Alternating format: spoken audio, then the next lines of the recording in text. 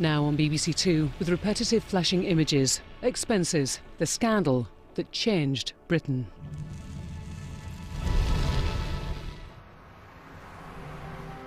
The Brexit referendum delivered a challenge to members of Parliament: how to deliver the will of the people. The old way of politics is in crisis. You either have a representative democracy or you have direct democracy, and we're in an awful muddle between the two. The fragile trust between the British public, Deadlock, division, despair, and the members of this House. a wholesale mistrust of our entire political class.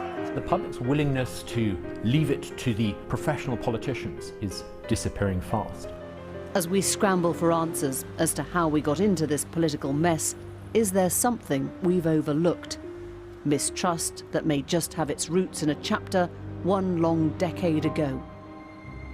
A tin opener, 2 lavatory seats, mock Tudor beams, dog meat and tampons. They know that they're playing the system, and it's wrong. MPs accused of being on the take when a national newspaper blew the lid on their expenses system. We wanted to see whether our political masters had been defrauding us. The answer was yes. In a country still reeling from the financial crisis. Do you know what it's about? Jealousy. I've got a very, very large house. This is the story of what happened.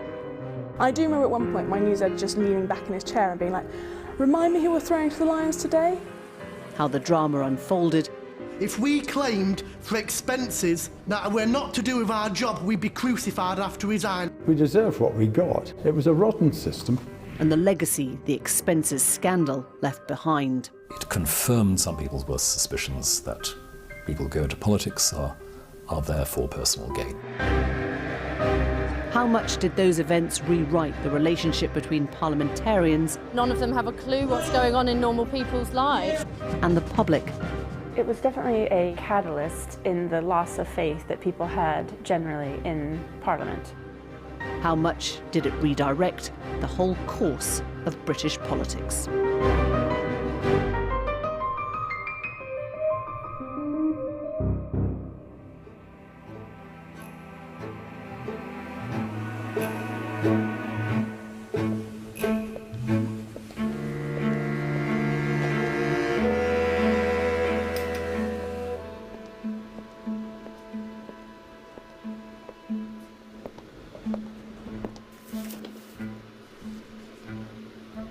The Parliamentary Archives are home to 500 years of our laws.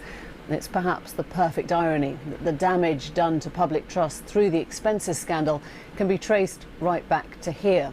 Parliamentary efforts to pass legislation that would ultimately lead to greater openness. It was the Freedom of Information Act, passed in 2000, that would come into effect 5 years later, that allowed the public to request information that had previously been under lock and key.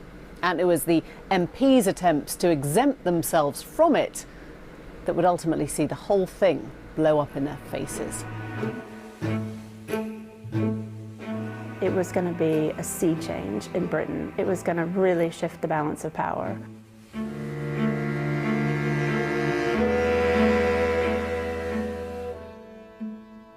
Heather Brooke, a journalist and campaigner who'd worked in the US, wanted to use the new law to help the British public better understand how their money was being spent. The way I was taught to be a journalist in America, and the way you do journalism largely in America, is through public records. And when I came to Britain, there really were no public records. Then came FOI. People had been kind of kept like mushrooms, you know, keep them in the dark and feed them a sort of a diet of crap. But it transpired that Parliament quite liked the mushroom approach. Heather's many attempts to see MPs' expenses details were blocked, resulting in a lengthy legal battle. To her surprise, she won. But the actual process of releasing the information was delayed and delayed.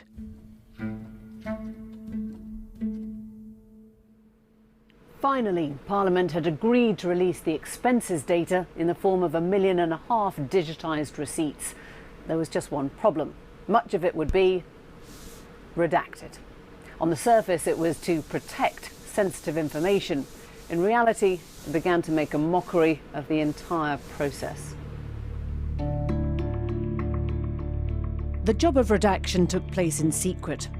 It was mostly done by civil servants. But there were others in the room who, we understand, were appalled at what they were seeing.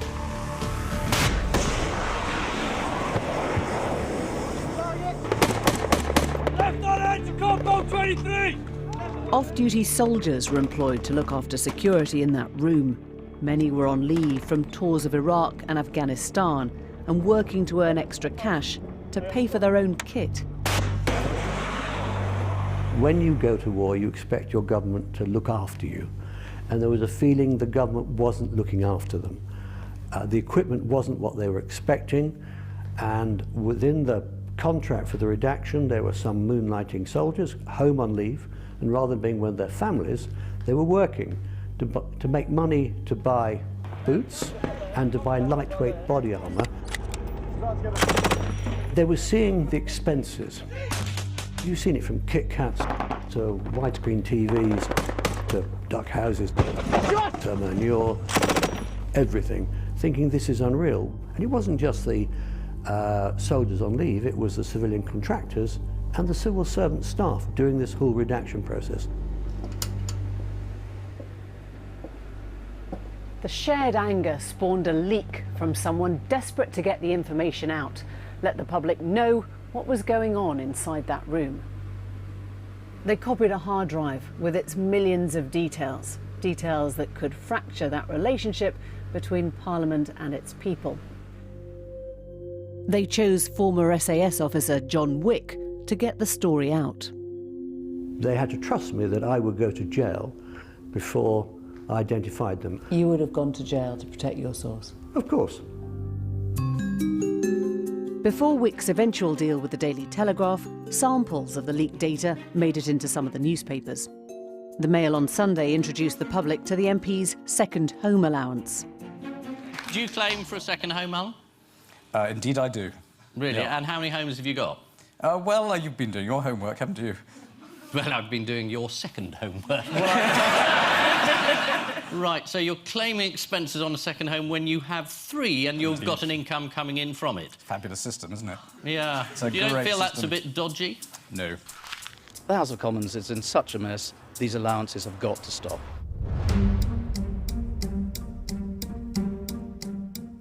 The story had much further to go.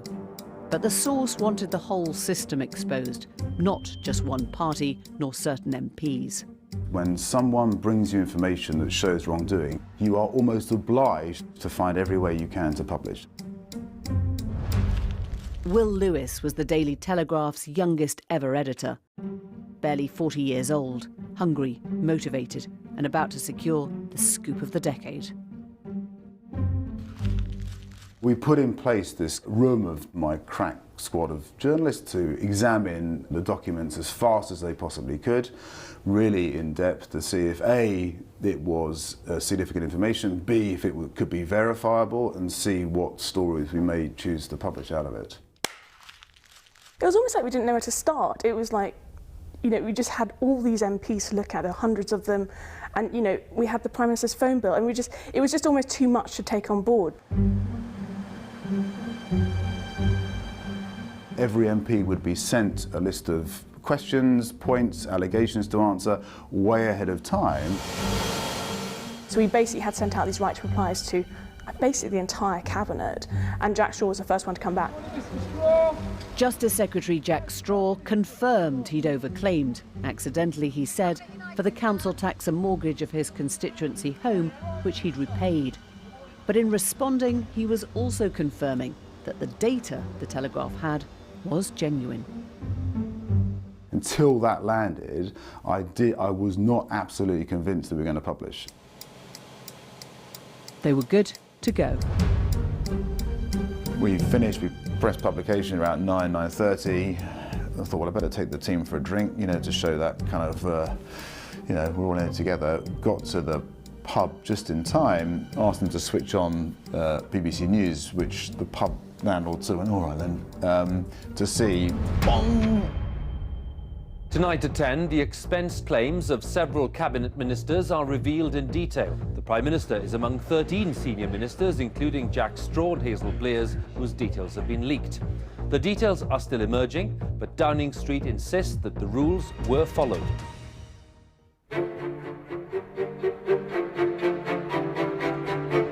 Over the coming days, some sensational coverage would open the public's eyes to the financial shenanigans inside Parliament. They knew it was coming and they knew it would be embarrassing, and they were right. From porn films to bath plugs. A tin opener, 2 lavatory seats, mock Tudor beams, dog meat and tampons. The last one apparently for a male MP. It's absolutely ridiculous what they're claiming for. Chandeliers, horse manure, swimming pools, housekeepers. I'm absolutely appalled at it. Hobnobs, cleaners, fantastic! I don't believe all those stuff's on the same shelf.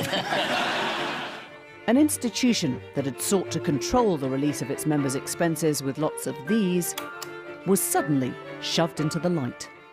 I have to have somewhere to live in London, so... Are the claims in the Daily Telegraph wrong? Unready. What happens is an MP makes a claim to the House of Commons, the rules are wrong. And they don't get paid out unless they're within the rules.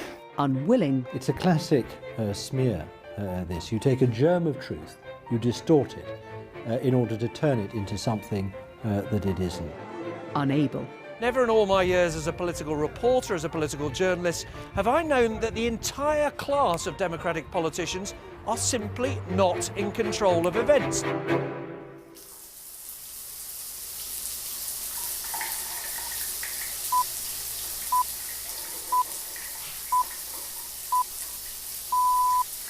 I remember being in the shower listening to the Today programme. Leaked details of expenses claimed by Gordon Brown and 12 cabinet ministers have been published in a national newspaper. Royal Bank of Scotland... Because the Daily Telegraph started with the cabinet. And it actually said on that news only 3 members of the cabinet, which I think was me, Hillary, Ben and Ed Miliband, kind of weren't mentioned at all. So there's a feeling of relief as I stepped out of the shower, if you like. The Telegraph had splashed images of Gordon Brown and his brother across its first front page, arguably making Brown a poster boy for the various revelations that were to follow. Gordon was singled out. I mean... He was the Prime Minister. He was the Prime Minister, and there was a cleaning bill somewhere that his brother had dealt with. I mean, it was a nothing, absolute nothing. Because he was the Prime Minister, it was blown up. He was very hurt by that. That splash turned out to be a blunder in the Telegraph's original presentation of its scoop. Brown complained, and subsequent mentions of the cleaning expenses story are now accompanied by a clarification that the paper wasn't alleging Brown or his brother had done anything improper. But the front page had already set the tone of the coverage that was to follow. I remember what happened was that around about 9:15 at night, about an hour and 15 minutes before we were going on air, there would be a big drop of what the Telegraph was doing the next day. And we recognised that it was a huge story, it was getting a lot of traction, we'd never seen such audience response to it. So we wanted to cover it, and we wanted to cover it big. But when you have that limited amount of time, inevitably you're accepting somebody else's framing of the story. And I think one of the problems that we had was that we didn't look enough in detail about the mitigation that went around each story. Only a few weeks before the Telegraph's run of expenses stories, the Prime Minister had proposed changes to the system of allowances. With a memorable delivery, he chose YouTube to get his message out. Now, a detailed written statement setting out our proposals will be made by Harriet Harman, but its main points are: the additional costs allowance or second homes allowance should be abolished and replaced by a flat-rate daily allowance. The second home allowance enabled most MPs to claim expenses for an additional property. The public heard stories of how MPs would change the status of their 2 homes, called flipping, so they could claim more in expenses. Community Secretary Hazel Blears was one of the first to find herself in a flipping mess. The Telegraph revealed she'd saved £13,000 in tax when she'd sold a flat in London because HMRC knew it as her main residence. But 4 months earlier, she'd registered it with the Commons as her second home, allowing her to claim expenses for it. She denied flipping, but it wasn't a good look. As backbenchers followed the cabinet into print, the public started to hear excuses that would be made infamous by MPs they'd hitherto never heard of. Everything has been fully within the rules. I have to be able to have a proper family life sometimes, which I can't do unless I have, I share the costs of the Southampton home with him. Well, that's no reason for taking taxpayers' money. That's a private arrangement between her and her partner. I've complied with the rules of the house, the rules of the Inland Revenue. They know that they're playing the system, and it's wrong.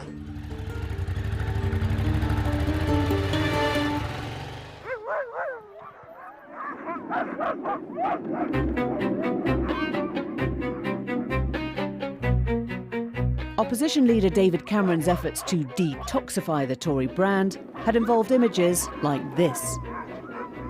In the coming days, that brand will become more associated with things like this, and of course, this. The moat belonged to Douglas Hogg. The expense was for cleaning it. I have to have 2 homes. I'm, as you can see, in London during the week, as is my wife, and the house is wholly unoccupied. Consequently, the cleaning and the maintenance and the looking after has to be done by somebody. The MP for Gosport, not him, Peter Viggers, became synonymous with the MP's expenses affair when the Telegraph journalists stumbled upon another kind of second home. And Nick was like, gather round. And we were like, ooh, gather round. And we sort of looked at his computer and he was like, what do you think that is? And we were like, what is that? And he was like, that's a duck house. It didn't seem to matter that Viggers never actually claimed for it. He'd just left the receipt in a sack he'd handed over to the fees office.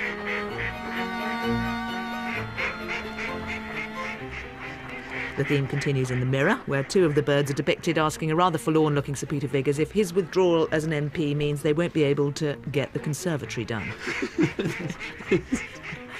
Ridiculous. There's more to the Duck Island coverage than amusing visual hijinks. The Daily Telegraph enlists the services of a duck. He tells the paper the purchase of this particular duck house is ridiculous. And the manure, that was claimed by this man. David Heathcote Amory had been a Somerset MP for over 2 decades and had worked in the governments of Margaret Thatcher and John Major.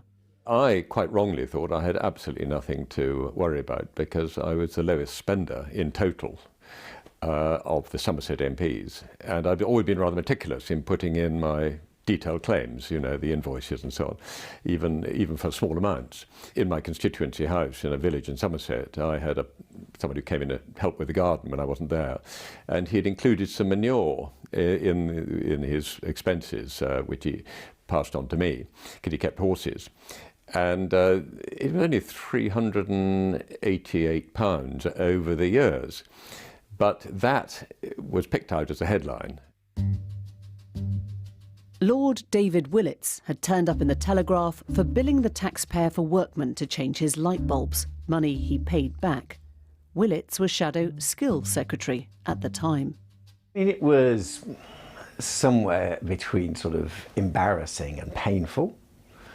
I think in many ways it reminded us of just how far the way in which we operate in the House of Commons had got detached from the common sense attitudes of the people who elected us.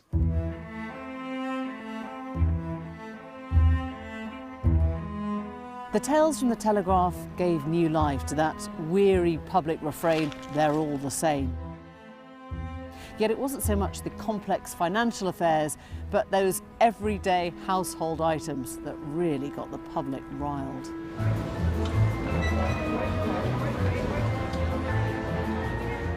Now MPs were being seen as a bit like this.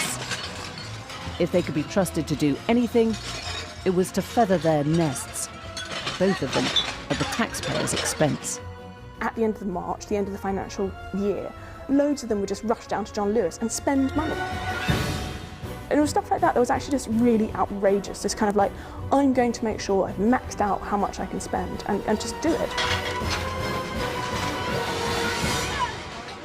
We were too knee-deep in it to find any of it funny. I mean, this was a very, very serious situation, punctuated by things that people found funny, but actually, frankly, were disgusting. You had the whole issue of your livelihood, your profession being demeaned in a way that practically no profession has ever been demeaned in such a rapid period of time. Matthew Parris, Times columnist and former Tory MP, was one of the few who could straddle both worlds. I don't think the public were wrong to respond in the way that they did to what they read in the newspapers. It was just there was so much more to it, which if only people had understood, I think they would have taken a more balanced view. And I don't think journalists were wrong to make what hay they could with this, because that's what journalists do. We're able to sensationalise. And yet at the same time, I don't think that politicians were anything like as wrong, anything like as culpable as they ended up seeming. So it all added up to a horrible confusion in which a great many injustices were done.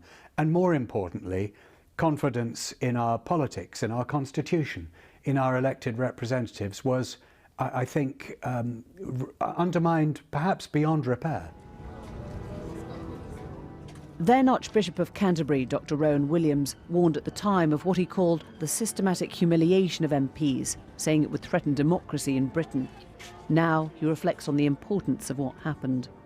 The expenses scandal was a bit of a watershed in that it confirmed some people's worst suspicions that people who go into politics are there for personal gain. And however small, however statistically insignificant the percentages of people who are really raking in private profit from public service, everyone is tarnished by that. I say it's a watershed because it's certainly a moment after which the sense of confidence that some people go into public service out of genuine vision and generosity, that begins to wear away, and where we are now with people's attitudes to Parliament has something to do with that. I'm absolutely sure of that. The single biggest mistake with the politics at the moment is to think you just encircle it all with this issue to do with trust without actually challenging some of the underlying assumptions on that. Of course, politicians hadn't sorted their expenses out. Everybody knew that should be taken and sorted out in ways that just wasn't gripped, and it should have been gripped, but all of that's completely true. But out of it came a view, and I think this was deeply unfortunate because it's in the end deeply unfair, that politicians are all on the make. I mean, they're not. And if you're dealing with politicians, whatever political party they're in, by the way, the vast bulk of them come into politics wanting to do good in the world. They don't come into politics for a sort of narrow self-interest, or certainly self-interest related to money. 50 a small 30, 40, 40.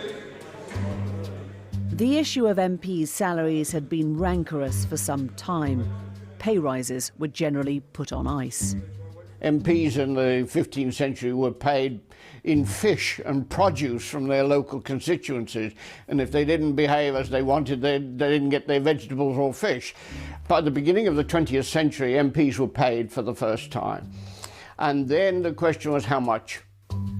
Recommendations were ordinarily rejected by the Prime Minister of the day. Not the right time. The government's saying, sorry, we can't give you that pay rise, but look, here's this package of expenses you can claim. And many of the old timers say that the whips would come into the tea room and say, look, fill your boots with that. In the wake of the scandal, IPSA would be created. The Independent Parliamentary Standards Authority would go where Prime Ministers had feared to tread, raising MPs' wages. Controversial. Sir Ian Kennedy, boss of IPSA, says MPs should get 11% rise. Not quite right. If you see him, please throw feces at him. Feces is properly spelled, which is at least to his credit. During the early days of the scandal, it wasn't clear how seriously it would be taken. I've cheated expenses, I've fiddled things. You have. Of course you have. Let's not confuse what politicians get really wrong, things like wars, things where people die, with the rather tedious bourgeois obsession with whether or not they've charged for their wisteria. And the idea that, oh, we've all lost faith in politics because it's nonsense. It's a journalistic made-up frenzy. MP Anthony Steen put the whole business down to public envy.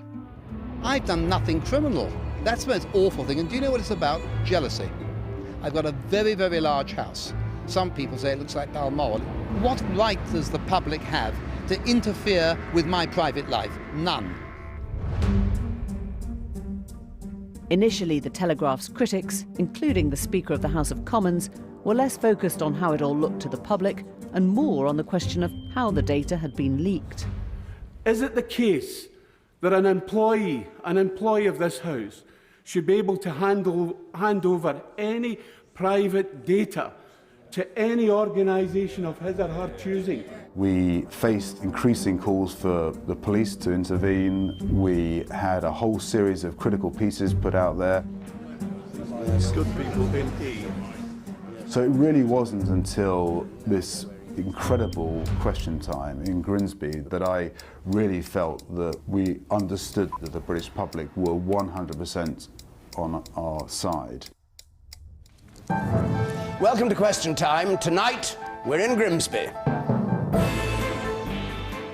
I thought long and hard about it as to whether I could pull out, but I thought actually I had a kind of responsibility, an obligation to go and do it. Because Ming Campbell, you also were fingered by the Telegraph, and then... Former leader of the Liberal Democrats, Lord Ming Campbell, had appeared in the Telegraph only the day before with details of nearly £10,000 worth of expenses for his London flat. I asked for permission, was given permission.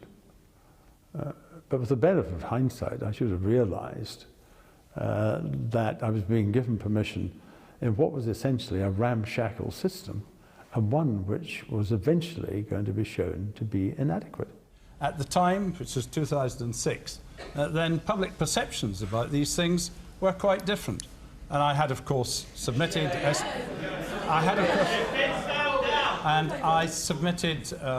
It was the lion's den. I mean, the hunt was up. The atmosphere, right from the very beginning, was enormously antagonistic towards the members of Parliament on the panel. The claim that you're referring to, which related to our garden expenditure, yes, that was a mistake. It should not have been made. There you are, I told you. How can we ever regain trust in our MPs who have shown themselves to be morally bankrupt? And oddly, this is really... That's how it felt.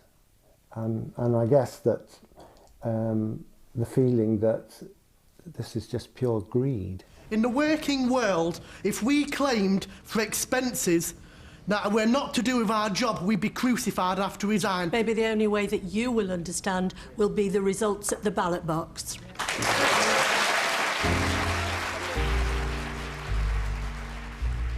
The anger wasn't confined to the Question Time audience.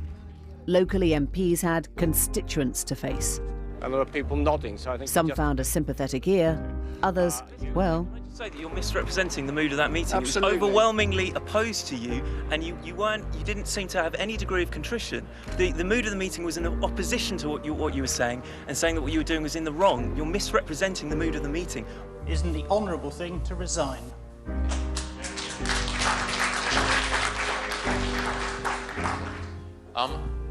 I quite understand your point of view. I remember that dreadful phrase, it was within the rules. It seemed as if the anger directed at MPs made no distinction as to whether or not an MP had claimed for a bath mat or a second house. And it made no difference if you were one of the MPs with clean hands. You know, you're in the supermarket in Sainsbury's, you're packing your bag and someone, you know, 4 places back will say, "Oh, you're not going to put that on expenses, Alan."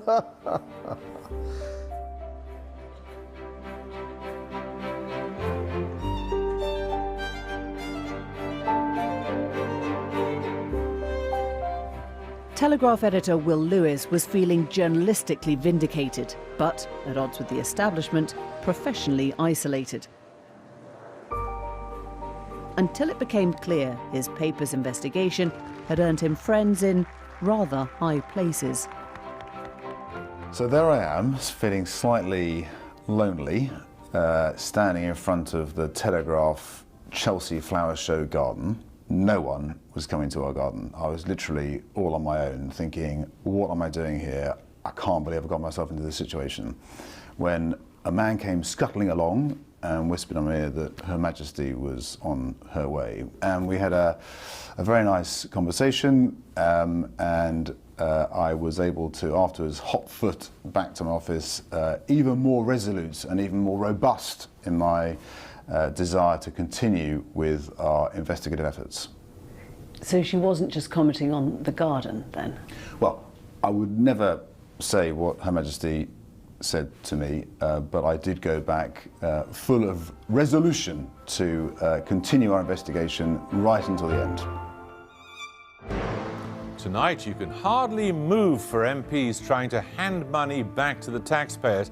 Not that they've done anything wrong in their expenses claims, you understand. Thank you very much. I've decided to send to the Inland Revenue a cheque which is the equivalent of what would have been paid in capital gains tax had it been liable. Tough message today, Mr Cameron?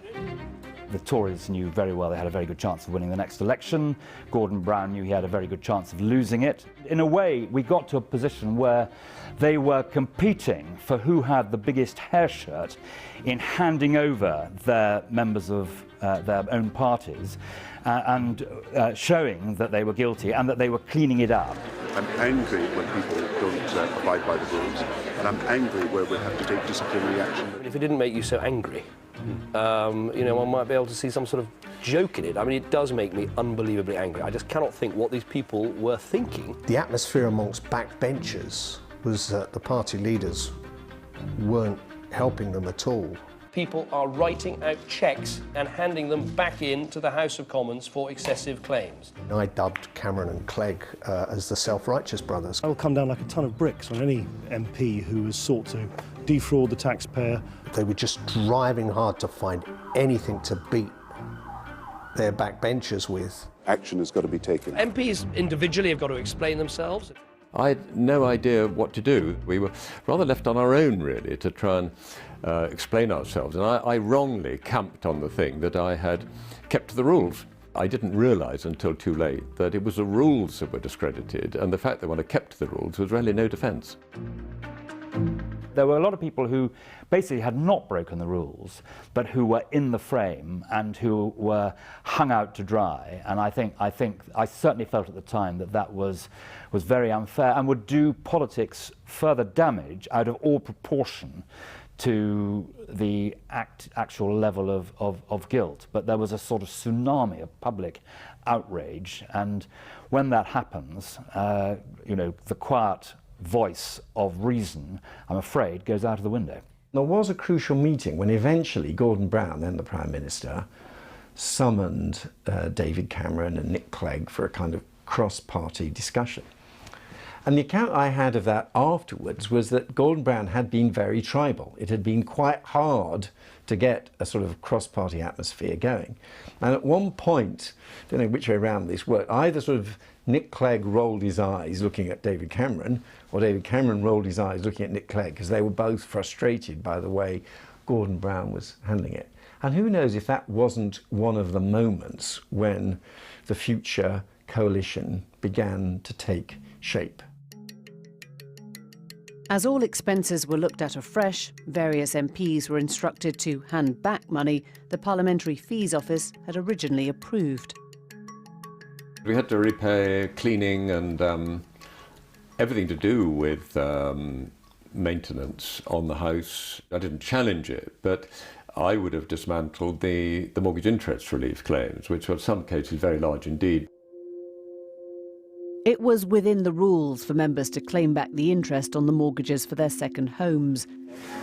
David Cameron's own claims ran into thousands of pounds. But what if those mortgages had been paid off, yet the MP kept claiming? Elliot Morley was Labour MP for Scunthorpe. In Elliot Morley's case, it took hours to print it all out, get it all straight. I actually sort of spoke to him, and he sounded so chaotic and distraught and unhappy. He and I both knew what was about to happen to him and his career. It wasn't just his career in his case, it was fraud. Elliot Morley was one of 5 Labour MPs and 2 Conservative peers who were eventually jailed. We invited a number of MPs and former MPs to take part in this film, including those who went to prison. Many declined, telling us the impact this episode had on their personal and professional lives was so profound they simply couldn't face the camera, and that 10 years on they felt public opinion was still impossible to shift. For some, the nature of that opinion feels grossly unfair, not only because the coverage seemed sensationalised, but also because they believe the Telegraph got things wrong. Although the paper went on to clarify its front-page splash about Gordon Brown, others are still holding out hope for an apology for the way their stories were presented.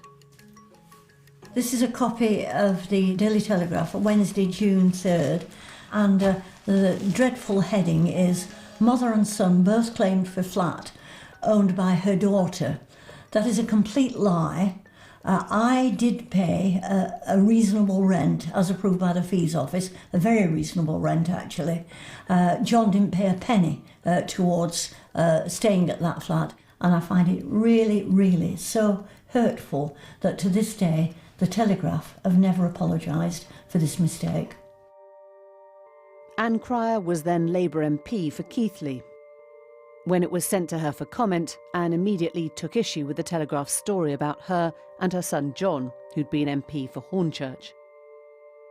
I said, "So where are you getting it from, that he paid this money for the..." She said, "Well, it's that part of the London living allowance." And so I looked down it and I said, "Yeah, but that part is about paying for meals in Parliament. You're confusing two issues." And she said, "It's too late. You can't do anything about it. It's gone to print." As far as I'm aware, everybody had a proper right to reply. We were very careful. Sometimes, it was kind of coming right down to the wire. We were like, this is going, even if you're not getting the response back in time, it's going. And there was a lot of that, but I think by and large everybody got what, they had the right to reply. Anne had already planned to stand down at the 2010 election, but the Telegraph's coverage clouded her remaining period as an MP. It just broke you up, it was just awful. A dreadful situation to be in. And I've never really got over it. That's why I'm talking to you today, because I want to put the record straight. Well, all of us here, individually and collectively, are responsible to the electors for our actions. David Heathcote Amory lost his seat in 2010. He's moved on, but is philosophical about what happened. It's a painful subject, but one I've come to terms with. And I think although I'm not in public office, and it's 8 years since I've been a Member of Parliament, I think in some way I'm accountable for the time that I was a representative.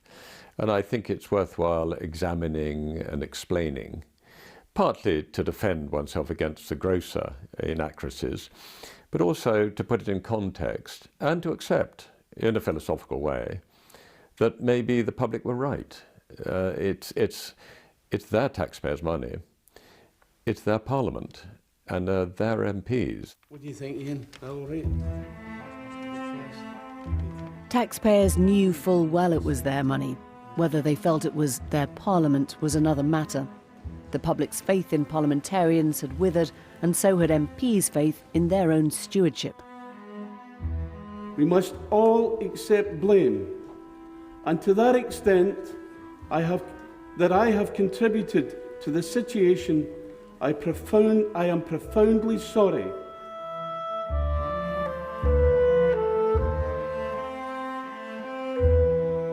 Michael Martin made history as the first Speaker forced to resign in 3 centuries over his defensive handling of the affair. But would there be any wider changes as a result of the scandal? How would the public punish the political class? Some talked of taking their votes elsewhere. I'll vote BNP next time, I think. I always used to vote Labour, but the last twice I've voted for the Conservatives. But now you're thinking of switching to UKIP because of the expenses scandal? Yes, I am. But within our electoral system, or first past the post, voting for smaller parties was unlikely to make a significant difference. We have a miserably disempowering electoral system. In other countries, they go into the polling booth, they can put a vote for who they want to govern them and a vote for who their local MP should be. That's all too difficult for us. We just get one cross on a bit of paper And if you happen to think that that person standing, you don't want to form the government, well, bad luck.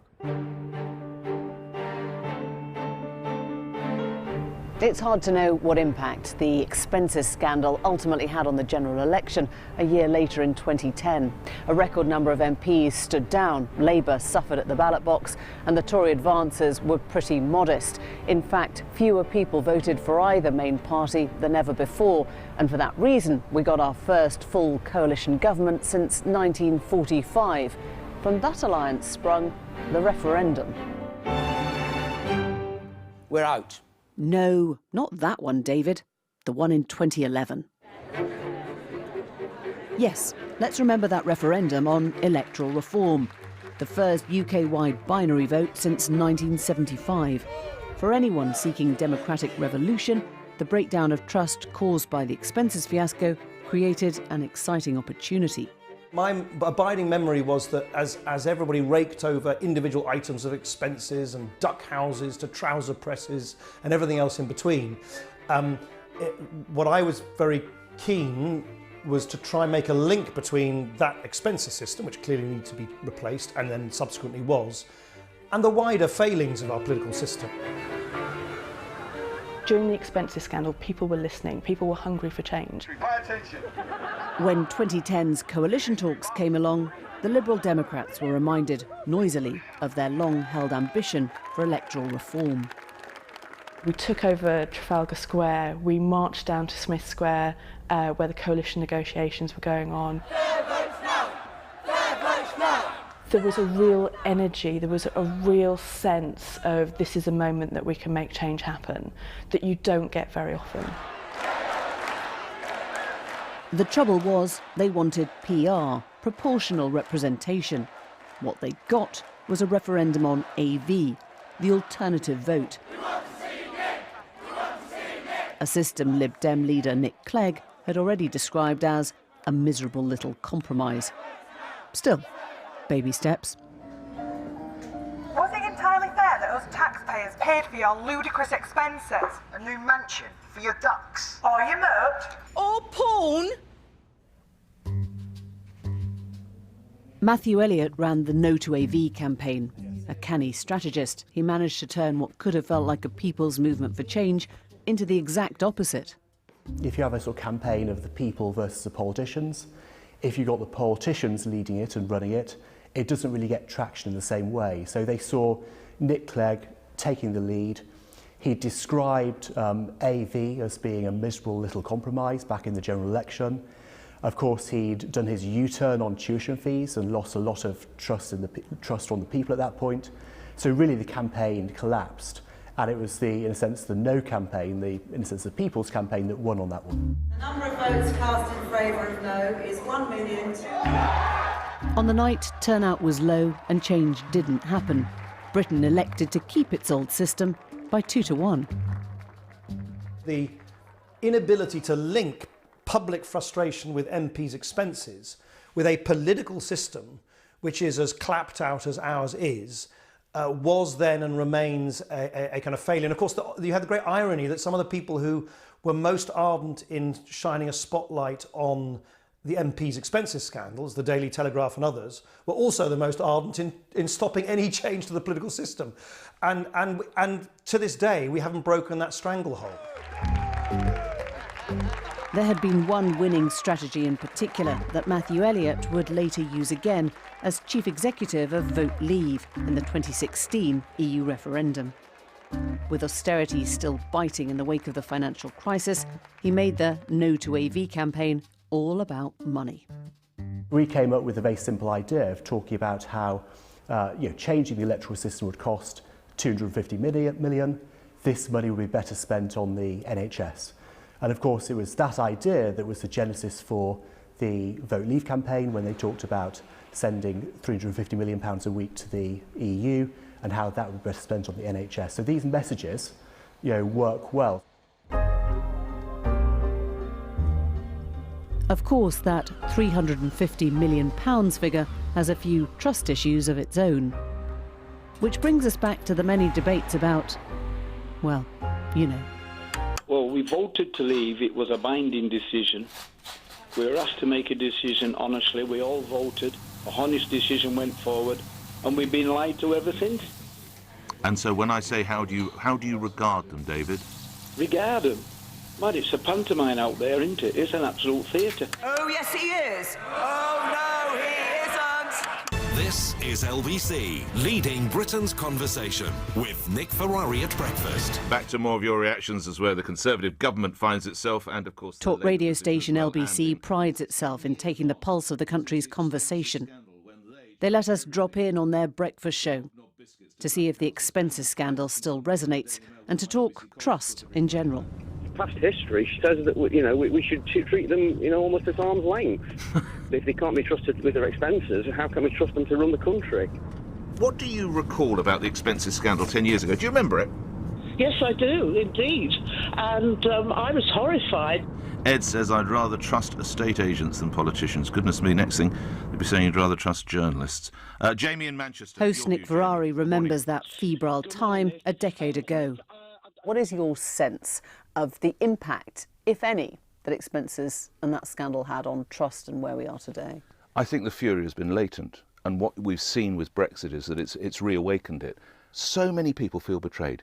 They feel betrayed because they think the whole referendum was a con, it wasn't a fair fight, one side fiddled their expenses, if you will, and it wasn't, nobody actually knew what they were voting for, and the other is saying, look, well, you voted, we told you to do something, just get on and do with it, get on and do it. So that is why it's still present.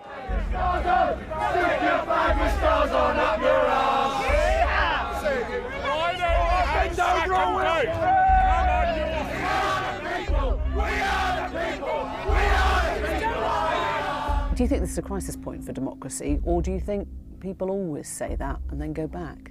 No, I think this is the biggest crisis point I've ever seen in my professional career. It's such a great interview for Cornwall.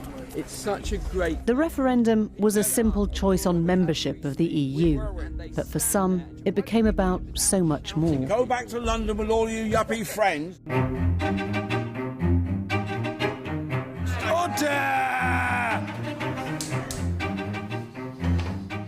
Brexit is just it's a rude instrument. I mean, it's such a binary vote that it's doing so much heavy lifting for so many things that we're never given voice to. Even with MPs' expenses, there was no way for the public to really show their anger adequately about that. I almost feel like there's all this resentment that's been building about so many things, and there's been no outlet for people to voice their dissatisfaction. And then there was this tiny, it's like a pressure cooker, and there's this one hole, and that's what this referendum is, and it all blasts out of it.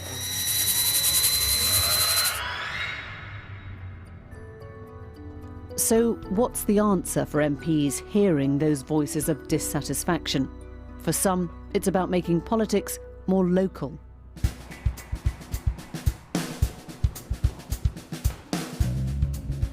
Dan Jarvis was a major in the British Army, once talked of as a future Labour leader. But last year he became the first ever mayor of the Sheffield City region. For too long our country has been far too focused on London and on the southeast of England.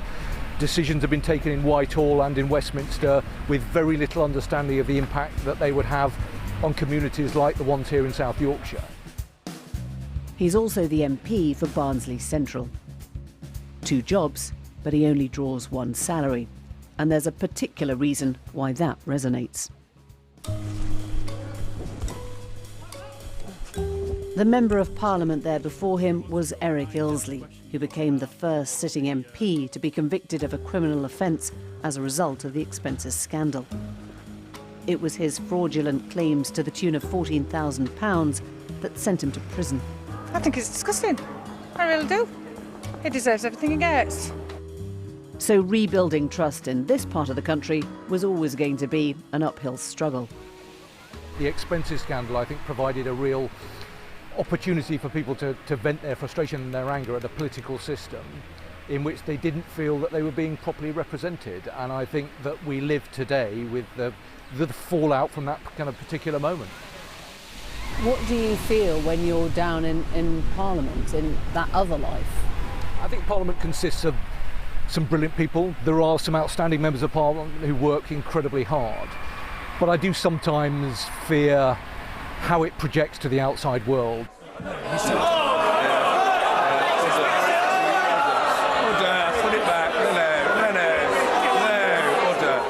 That's not to say that we don't do some things very well in Parliament, but I do think that the place has a feel that is more akin to the previous century than the current one, and that matters because it doesn't help us rebuilding the faith and trust in the people that we're there to represent, many of whom will be frankly pretty disillusioned with the performance of Parliament and politics in recent time.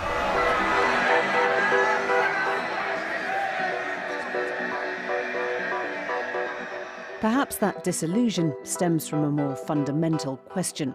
Do we really understand the job of the MP anymore? Once in years past, your MP was your representative, there to exercise their own judgment on your behalf. But now? What has happened, and I think the expenses scandal helped to accelerate this, has been a gradual breakdown in our understanding of the idea of representative democracy. We don't want to speak through our members of parliament. We can't trust our members of parliament.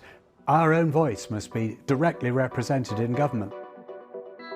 We do have sometimes quite sort of contradictory expectations of politicians. We want them to be stateswomen and statesmen, but at the same time to act as sort of local councillors in their own local constituency. We want them to have every single fact at their fingertips at every single moment, 24 hours a day, and yet at the same time we want them to be able to see the wood for the trees and the bigger picture. We always say this to politicians. I heard it constantly. Why don't you compromise? It's so ridiculous you don't work with other parties. And then the moment you work with other parties, which involves compromise, suddenly the compromises that you think might be reasonable are shouted down as betrayal. Increasingly, it seems the ultimate taboo in our 21st century politics is to contradict the voting public. I used to stack shelves in Tesco's, and I learnt when I was 15 the customer is always right, and I think in politics it's exactly the same. You can try to mount an argument that the public is wrong, but that's very difficult and very foolhardy. This is what the lack of trust in a whole political system sounds like. The social contract broken. The willful complicity displayed by our government has shattered meaningful democracy. And we call upon every principled and peaceful citizen to rise with us. Extinction Rebellion described themselves as non-violent lawbreakers. They follow in the mould of centuries of protest before them, seeking disruption and visibility.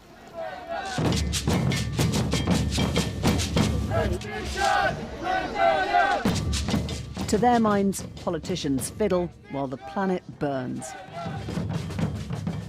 I think our political system is totally separated from ordinary people. None of them have a clue what's going on in normal people's lives, not really. We find Claire at a demo in East London. The atmosphere may be carnival, but the message is uncompromising. I think this country is very aware that they're looking now at a political system that is absolutely incapable of making any decisions, meeting any resolution on any matter, and Brexit is something which has exemplified this for people in the most spectacular way. This is politics at its most raw. Those who dance in the street and those who march through the mud. It may be small in scale, but it's noisy, angry, impassioned. Either way, it can make Westminster look a little, well, indoors, left behind. A provocation to those inside the chamber. The noes to the left, 432. Parliament's problems are now the country's problems. It is clear that the House does not support this deal, but tonight's vote tells us nothing about what it does support. The Prime Minister's crushing defeats have become routine. Compromise has evaded the Commons, a perfect political paralysis. So the message today to Theresa May is that she has lost her moral and political authority. The party system is showing signs of strain. Traditional loyalties have broken down. A small group of independent MPs have even left their political homes. If Brexit was a pained clarion call for change, then we hear it. Our parties have been unable to grasp the magnitude of the challenge and have no plan to respond, nor heal the divisions. We're just on the next platform. Can I just get your details? This, never forget, is not normal, but it may well be here to stay. To lay the blame at the feet of that scandal a decade ago is, of course, far too simple. But to see the part it played in the roots of public distrust may help us understand how we got to where we are today. I think it could well have had an effect on how people vote, because when you have cabinet ministers, the Prime Minister, the Chancellor of the Exchequer, other people saying to you, in their judgment, Brexit is not in the national interest. I believe that Britain will be safer, stronger and better off in a reformed European Union. People didn't trust their judgment, so it has pushed us further towards a kind of direct democracy. Referendum is almost the logical consequence of that lack of trust in MPs and politicians and their judgment. We're in a transitional moment for democracy. Like, we're going from the representational style of democracy that was dreamed up by Victorian gentlemen. That's why women wanted suffrage, you know, because, you know, it used to be said like, well, a man can represent your interests. And it's like, well, actually they can't, because they don't know my experience. And so for too many people, they look at these representatives and they just see them as not representative. Yes, the expenses thing will have rocked the public's trust in politics, but, you know, part of the problem with modern politics is that unless you have big leadership with big visions for the country, you end up, in the end, you suck all of politics into a vortex of, you know, who's a good and who's a bad person, which is a stupid argument to have in politics. You should be arguing about the big questions that decide the future of the country. If the expenditure scandal did start to undermine people's faith in a political elite thinking they had all the answers, if it undermined that, and that led or fed the feeling that the European Union was a kind of bureaucratic racket at their expense and led to the referendum result, then it was all worthwhile, because I certainly always believed that we were better governing ourselves. And if so, my own loss of seat was not in vain.